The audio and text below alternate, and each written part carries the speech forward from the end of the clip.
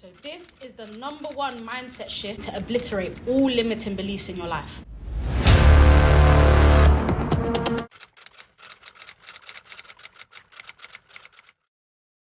Limiting beliefs, they have no place in your life anymore.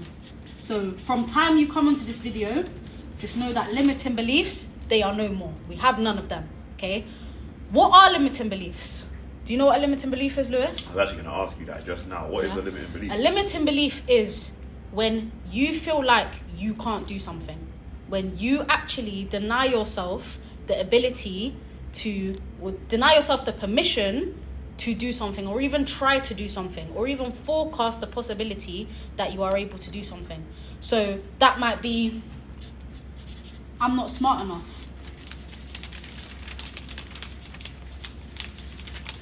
Or I'm not fit enough.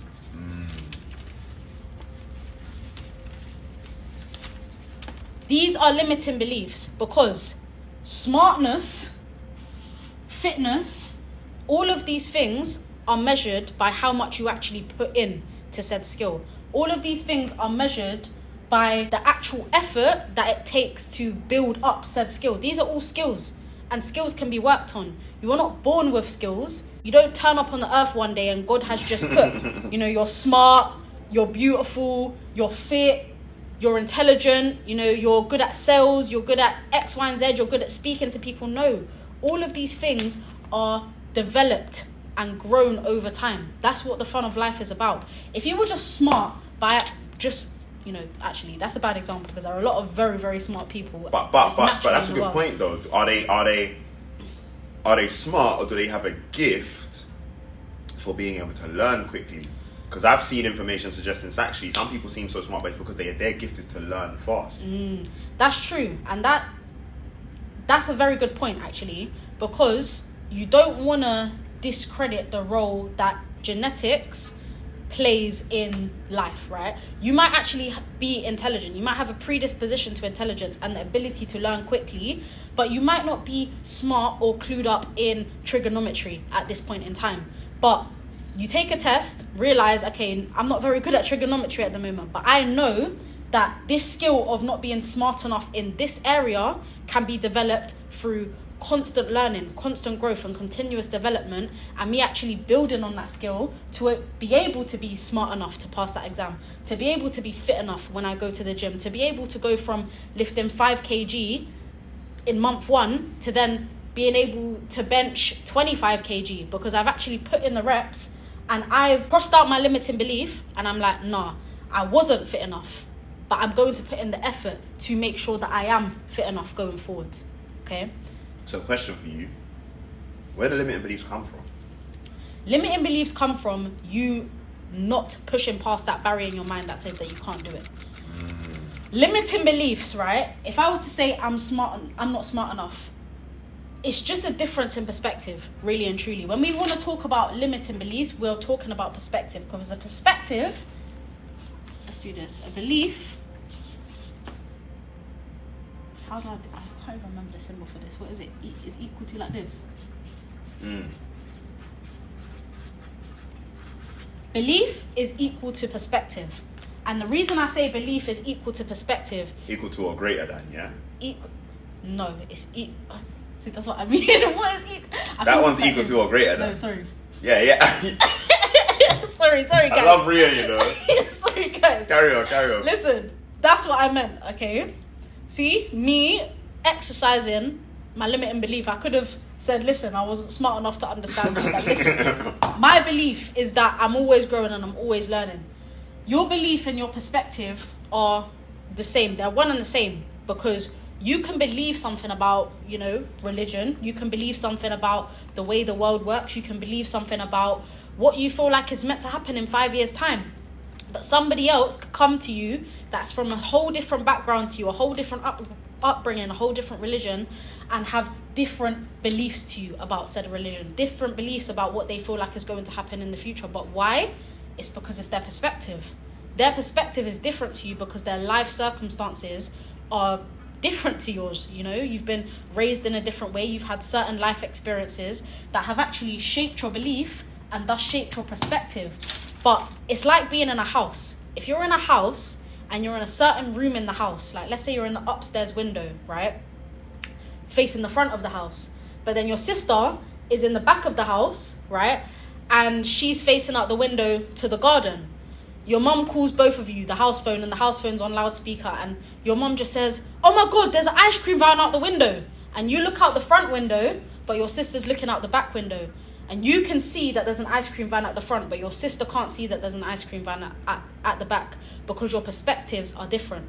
But if your sister was to then come to the front window and then see that there's actually an ice cream van in the front, her belief would change, right?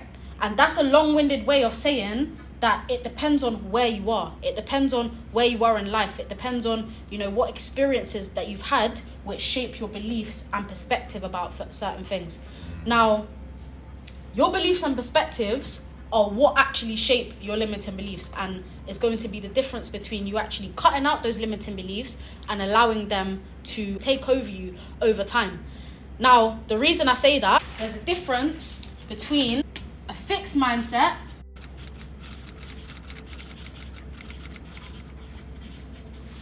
and a growth mindset. You better slow it down. You better let these people know the difference. So, a fixed mindset is me taking backwards on the other page. I'm not smart enough. That person in the fixed mindset says I'm not smart enough and just leaves it at that. I'm not smart enough, but Stuck what in the happens mud. now? We're just stuck. Stuck in the mud. So your belief,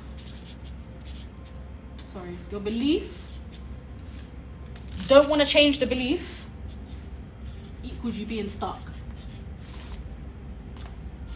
Now, a person with a growth mindset, I'm going to give you an example actually to break this down and make it a little bit more digestible for you. So I'm going to give you a personal experience. So when I was in doing my GCSEs, right, I was good at English, I was okay at science, but I hated maths. I genuinely hated maths for the life of me. My maths teacher, Miss Yip, love Miss Yip, but she used to sit at the front of the room giving us all of these equations, see? I don't even know the difference between an equation and algorithm. Now, you might have bucked up on the algorithm in maths still. No, it's real. Maths is like that, yeah. But basically, in maths, I never got the hang of anything I was doing. I would get my test grades back and I would be getting below C's like these. And for me, as somebody that liked to consider myself as very smart and very academically intelligent, that wasn't enough for me. I was like, oh my gosh, I am absolutely terrible at maths, okay? And for a while, people used to ask me, what's your favourite subject? I used to say English. But English was only my favourite subject because I was the best at it. And I used to say maths was my worst subject, but it was only the worst subject because I was the worst at it, right? Then it got to me coming to my GCSEs, and my mum got me a GCSE book called How to Ace Your GCSEs. And that taught me about learning in layers. So you might scope over or just glance over one topic, like one specific topic one time. And then in a week, you're going to come back to it and you're going to learn it in more depth. And then a week later, you're going to come back to that same topic and learn it in even more depth. And then the fourth time you come back to that topic, you are now putting it into practice, past papers or whatever. And you're practicing it so many times that you're not only going to get it right, you just physically cannot get it wrong, okay? Once my mum got me that book, I say all of that to say, right, I had applied that learning technique to my maths. And then when I finished my GCSEs, I ended up getting an 8 in maths. An 8 is the equivalent of an A star, okay?